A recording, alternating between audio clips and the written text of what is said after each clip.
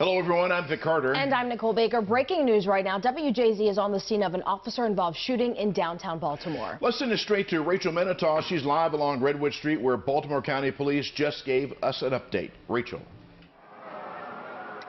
Vic and Nicole, Baltimore County Police telling us just a few minutes ago that they were pursuing two robbery suspects who were staying in this hotel, this Baltimore City hotel over here. Baltimore County Police were preparing to arrest those two suspects. And when the valet driver brought the suspect's car around, police attempted to make an arrest. The driver drove into the Baltimore County Police car and then drove in the direction of one of the police officers and hit at least one parked car here on the scene and then fled. Police at that point discharged their firearm. Police have taken one of those people into custody. The driver, though, the second suspect, is still at large. Now, right now, police don't know whether the suspect was struck by the gunfire. They are still searching for the one suspect who fled the scene. Take a listen to what Baltimore County Police told us just a few minutes ago.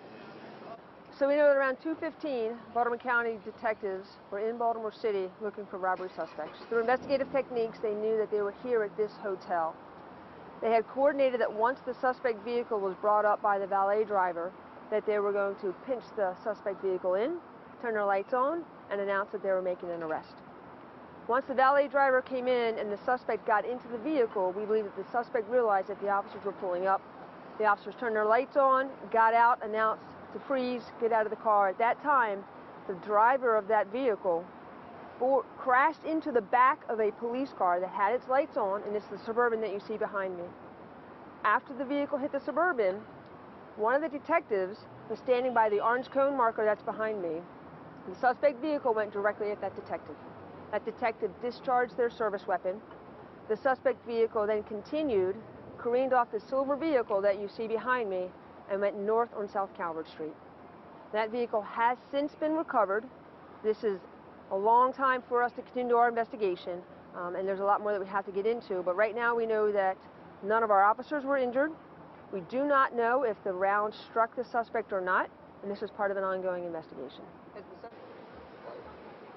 And Shopper 13 is over the scene right now. Once again, Baltimore County Police were attempting to make an arrest of two robbery suspects at this Baltimore City hotel behind us. They were able to apprehend one of the suspects.